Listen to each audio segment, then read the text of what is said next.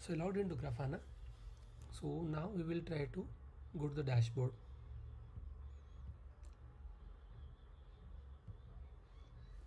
So we'll be importing the new Spring Boot APM dashboard, which is already defined. I have downloaded the JSON file. Okay, we'll go to new, then import, and from here I got this JSON file. You need to provide the name. Folder can be general. Then you need to select the data source. Now import.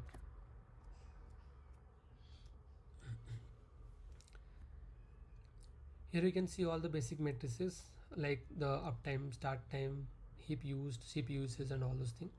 Okay. Now we want to have a monitor on the CPU uses. We want to set up an alert. So to do that, we'll click edit here on the CPU uses dashboard. There are different components here. Okay, we'll do one thing. For the instance, we don't need all this, so let's remove this. Fine, and save. Now I'll go to alert. Create alert route from this panel. Okay. Here there are two matrices. One is system CPU uses and this process CPU uses. Okay. For the time being, let's delete this. We'll only look at the system CPU uses. Okay. Now the rule name, let's have it like this. Okay. So it says this matrix will be tracked. Okay. And now just remember this is the A. Okay.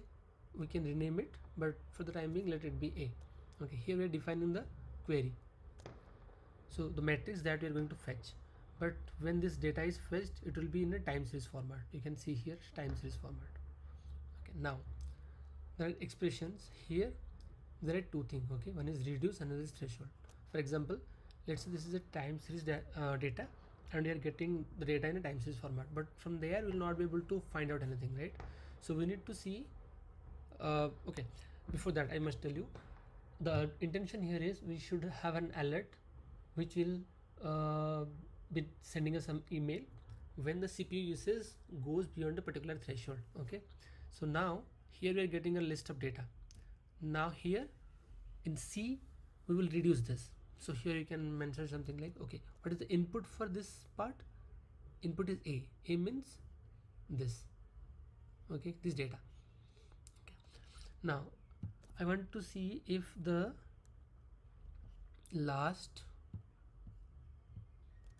okay, I want to, out of this data, entire data, an entire list of data, I want to see the last data. Okay, and now threshold is, okay, if input C means this one. Okay, this is C is nothing but the last data I have got from the matrix. If that last data means the last CPU usage is above, let's say 0.7, it cannot be more than 1. 0.7 means it's 70%. Okay, so now if I summarize the dashboard, then if the system CPU uses the data, from that I'm taking the last. If the last CPU uses is, okay, more than 0.7%, I should get an alert. Okay, now we will set a folder. Okay, it was already there.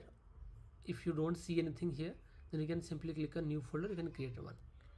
CPU alerts, evaluation group, no evaluation group. We'll create a new evaluation group.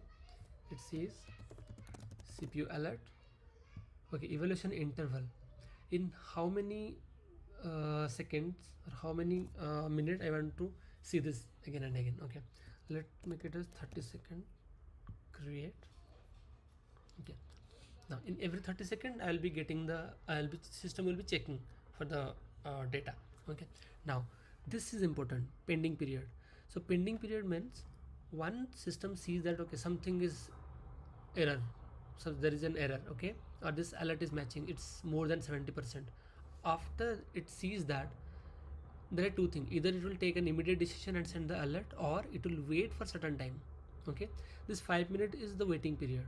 For example, current at this moment system sees that okay, it's 75%, CPU usage is 75%, but it will not immediately send any alert. It will simply wait for 5 minutes to see if that is consistent. Okay, so for our demo, let's make it 20 seconds. So once it sees this discrepancy, immediately after it will wait for 20 seconds, then it will immediately fire. Okay, now then we don't need anything here. Then we can save it, save the rule. Okay, for duration must be greater than or equal to the evaluation interval. Okay, evaluation interval is 30 seconds, so it's asking like this. Okay, let it be 30 seconds. Okay, fine. Now under the alert rules, you can see lot of alerts. These are the existing alerts set up by the Prometheus operator when we are installing this. Okay, as part of Prometheus operator installation, we also have Grafana. So these are previously created. This is the alert that we created. Now it looks normal. Okay, because we don't see any button on the server. Let me create another tab. If we go to dashboard, we can see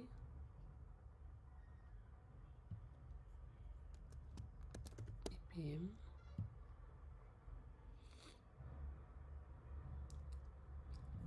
CPU uses last 5 minutes. It's low, it's not more than 70%. If you can see here, 65, the upper limit, it's still not reached. Fine. So now we will try to access the application. Okay, so in the application itself, we have exposed an endpoint. If you hit that endpoint, a lot of threads will be created in the system. So eventually it will increase the CPU usage. Okay, so you can verify the dashboard here as well. You can see it says a green heart, alerting is okay. It means nothing is going wrong. Okay, you can see the CPU usage is really less.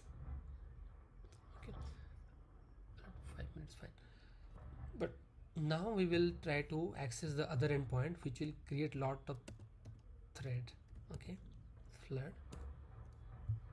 It will simply start creating lot of threads. So slowly we will see an increase in the CPU usage.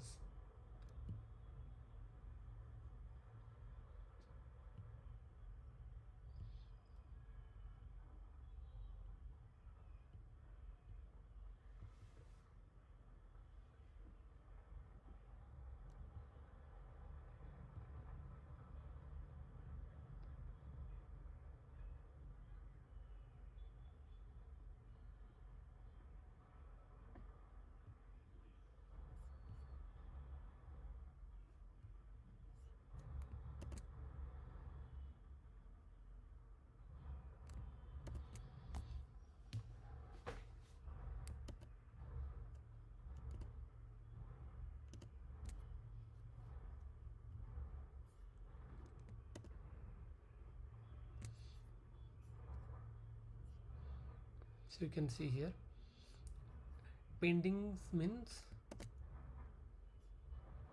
see here, pending for 14 seconds means before 14 seconds it has seen something is going wrong. It's still waiting for 30 seconds because you have configured 30 seconds to wait before taking any action or sending alert. Just refresh it.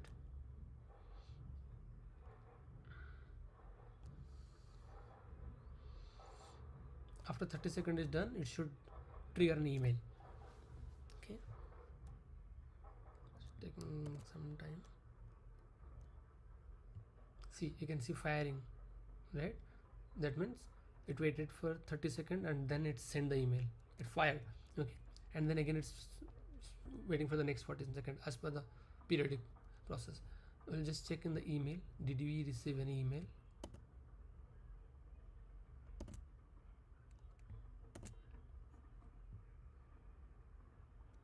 Yes, you can see here, right? It says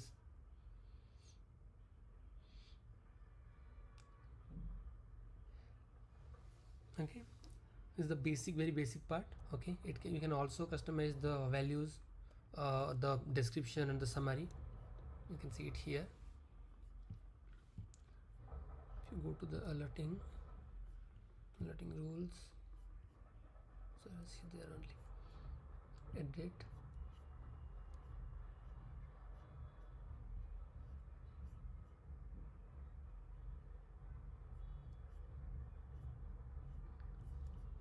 Here you can mention the summary and the description, the way you want to be notified in the email. You can mention it here, and accordingly the email will be sent to you. Okay, fine. Thank you.